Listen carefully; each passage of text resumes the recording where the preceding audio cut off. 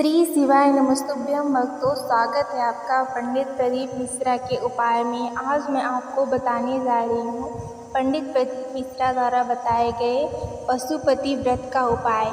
यह उपाय बहुत ही खास होता है क्योंकि यह सिर्फ 5 दिनों का होता है, जिसमें सोमवार का दिन एक ऐसा दिन होता है जिस दिन यह व्रत किया जाता है। और इस व्रत में सुबह और शाम दोनों समय भगवान शिव की पूजा की जाती है। उन्हें मिष्ठान चढ़ाया जाता है और फलाहार चढ़ाया जाता है और साथ में शाम के समय दिए जलाए जाते हैं। यह व्रत उन लोगों के लिए खास तौर से होता है जिनकी लंबे समय से इच्छाएं होती हैं कि हमें इस चीज़ की ज़रूरत है, या फिर हमारा ये काम रुका है, नहीं हो रहा है, या फिर कोई काम शुभ कार्य प्रारंभ करना है और अच्छा मुहूर्त नहीं निकल रहा है, अच्छे समय नहीं दिख रहे हैं, बार बार काम टल जा रहा है, तो उसे यह व्रत अवश्य करनी चाहिए। और लोगों की अगर स्वास्थ्य बिगड़ रहे हैं, स्वास्थ्य खराब है, अगर व्यक्ति हॉस्पिटल में है, बहुत दिनों से हॉस्पिटल में पड़ा है, वह बीमार है, तो उसके परिवार के सदस्यों को या फिर उसके परिवार के बड़े सदस्य में से किसी को भी यह व्रत अवश्य करनी चाहिए। इस व्रत को करने के मात्र से शुरू करने के बाद व्यक्ति के स्वास्थ्य के सुधार में आने लगता है, और जैसे जैसे व्रत दूसरे, तीसरे और चौथे सोमवार तक पहुंचता है, व्यक्ति आधा से ज़्यादा स्वस्थ हो जाता है और वह अंत तक, इस व्रत के अंत तक जाते जाते व्यक्ति आराम से चलने फिरने लगता है। यह व्रत खास भगवान शिव के लिए किया जाता है क्योंकि भगवान शिव को पशुपति नाथ कहते हैं, और पशुपति नाथ के लिए यह व्रत बहुत ही खास है क्यों इसी वजह से इसका नाम पशुपति व्रत रखा गया है। पशुपति व्रत को आप जब चाहे तब कर सकते हैं, जरूरी नहीं कि साथ में बहुत सारे लोग कर रहे हों तभी करें। आपका जब मन करे, जब ज़रूरत लगे, जब लगे कि हमें पशुपति व्रत करना ही चाहिए, तो आप पशुपति व्रत करें। पशुपति व्रत करने के लिए बहुत सारी चीज़ें नहीं लगती, पर जो चीज़ें लगती हैं उसे अवश्य करनी चाहिए। जब कोई बड़ी संकट आए तो उसके लिए भी पशुपति व्रत कर लेनी चाहिए। ऐसा करने से संकट जो आता है, जो फिर आया होता है, वह टल जाता है। पशुपति व्रत सोमवार के दिन शुरू किया जाता है और सोमवार के दिन खत्म किया जाता है।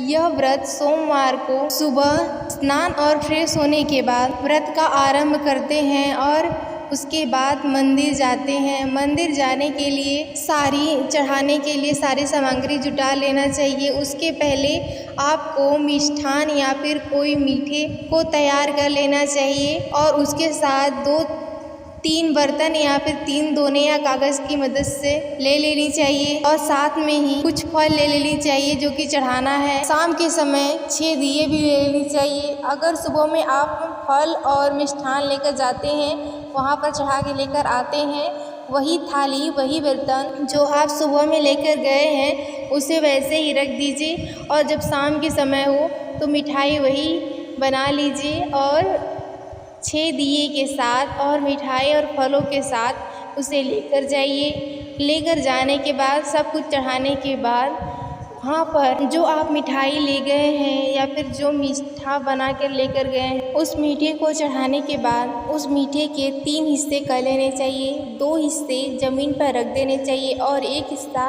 अपनी जो थाली ले गए हैं उसमें रख लेना चाहिए। और जो शाम को आप 6 दिए लेकर गए हैं उसमें से 5 दिया वहीं पर जला दें और 1 दिया वापस उस थाली में रख लें। पूजा करने के बाद जब आप घर पर आएँ तो जो 1 दिया आपने बचा कर लाया है, उस दिया को अपने घर के मुख्य द्वार या फिर मुख्य दरवाजे के सामने अपने हाथ के सीधे दिशा में पूर्व की ओर मुख करके उस दिए को जला लें, और जलाने के बाद आप अंदर प्रवेश करें। और उसके बाद कोई भी आहार या फिर मिष्ठान खाने से पहले आप जो मीठा चढ़ा कर लेकर आए हैं, जो 2 हिस्से में से 1 हिस्से लेकर आए हैं, उसे खा लें। और उसके बाद आप कोई मिष्ठान या फिर मीठा आहार या फिर फलाहार कर सकते हैं, या फिर आप कोई सामान्य सा भोजन कर सकते हैं। ऐसे यह क्रिया आप पहले, दूसरे, तीसरे और चौथे दिन करें। इसके बाद जब 5वां दिन आता है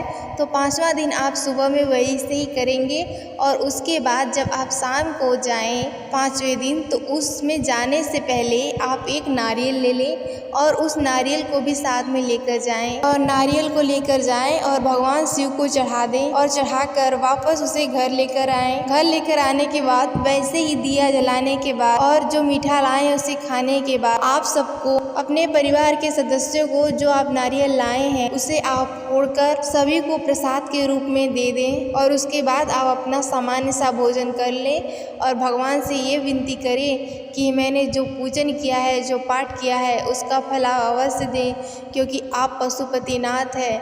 आप कभी किसी को भूखा नहीं रह सकते। आप सभी के नाथ हैं, तो आप कभी किसी को खाली हाथ नहीं जाने देते, किसी को खाली रहने नहीं देते। इसलिए मेरी विनती है कि मेरी इच्छाओं को, मेरी मनोकामनाओं को, मेरी अभिलाषाओं को अवश्य सुने और मेरी पूजा को, मेरी पशुपति व्रत को स्वीकार करें। श्री शिवाय नमस्तुभ्यम। हर हर महादेव।